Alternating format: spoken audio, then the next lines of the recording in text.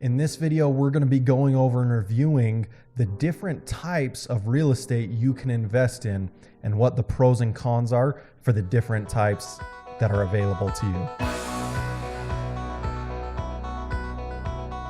The first type of investment property that I want to go over is a single family residence. I think a lot of people, when they hear real estate investing, this is right where their mind goes to.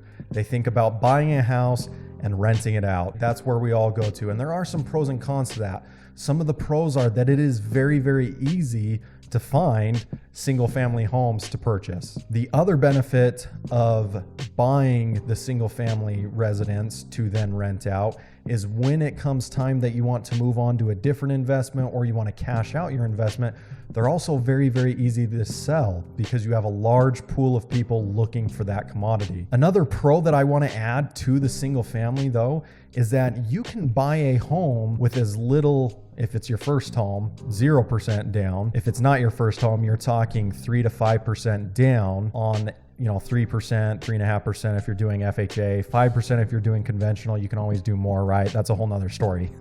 But what I'm trying to say here is you can buy a home, you can live in it for 2 years, and then if you want to rent that property out, you can move to the next home and buy another home for as little as 3 to 5% down, start living in that home and turn your previous home into a rental. I have another client that's looking at doing that. He lives in a home for 2 years, and then after being there for a few years, he thinks, okay, well, let's move on. Let's get the next investment property. Let's rent this one out, and we'll keep building and building and building my portfolio that way. So there is a good option there as well, that it's very, very little money up front to buy the rental properties that way. That's the pros of single family homes. The primary disadvantage is that your returns may not be as high, especially in the market we're in today. We know that home prices are climbing and they're appreciating all the time. And so when you're purchasing at a high price, if you're putting the minimum down, if you're only putting 20% down on your investment property, you're going to have a higher mortgage. It's going to be much harder to get the rent to cover that mortgage and cash flow for you. That being said, it can be done. We're helping a client right now that we're doing that, and we're finding him investment properties that are single family homes. So it can be done, but you're not going to see as high of a monthly yield off of that investment. That is a much longer term play, especially in Utah right now. Prices are climbing. They're expected to continue to climb for the next 3 to 5 years. And as long as they keep doing so, you're going to be cashing out in the long run. And so that is a much longer term play. You're not going to have as much returns month to month on the single family residence. Moving on, taking a look at condos. Hot take here. I'm just going to say that I would never invest in a condo as a real estate investment. Now, if you need to live in a condo for your first home because that's all you can afford and that's all you can get into instead of renting, then yes, go buy that condo. It's always better to own than to rent. However, if I was looking and just going to be buying an investment property and not going to be occupying the home or the residence at all, I would not buy a condo. Big reason being is you can't rent them for as much and you're stuck with the condo rules and regulations or the HOA. So that's why I wouldn't do it. Other people might have a different take on that.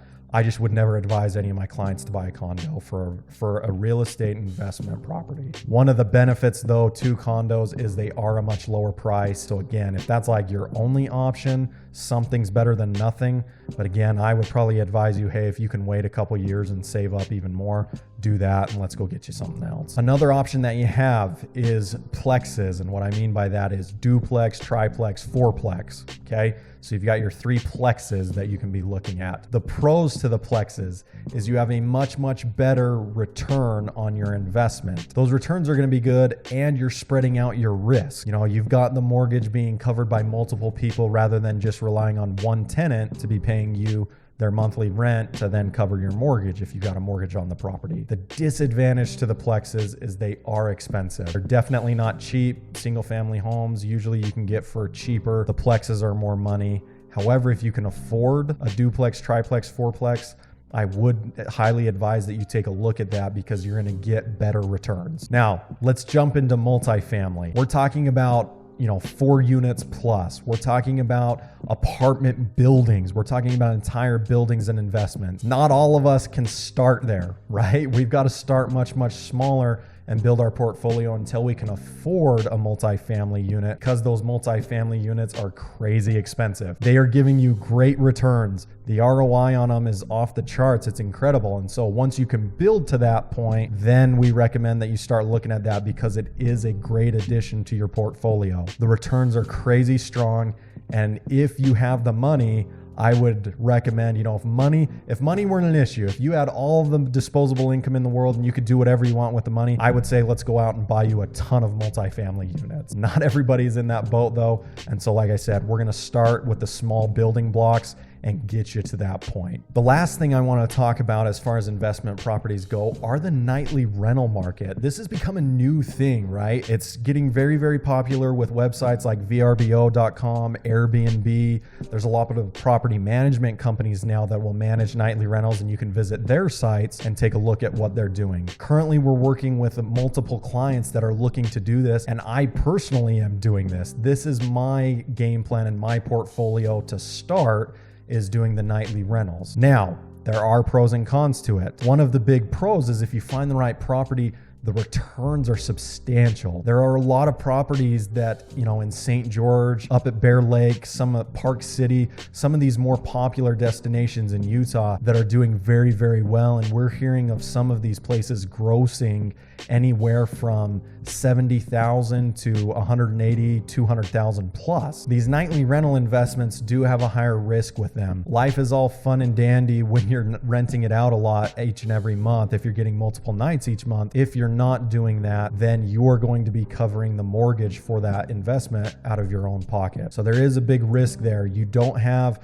like with a single family home or multifamily, a plex, you don't have a 12-month lease put into place to where every month you're going to be able to have somebody pay you that rent money. The nightly rentals, it's much more volatile. Keep in mind that with great risk, a lot of times can come great reward. You've just got to be very careful about which rental property you're buying to be able to do the nightly rental. That leads me to the cons as well. They are very, very difficult to find, extremely difficult. Because they're getting so popular, it's hard to find them. Like I said, I've got multiple clients we're working with right now trying to find a nightly rental.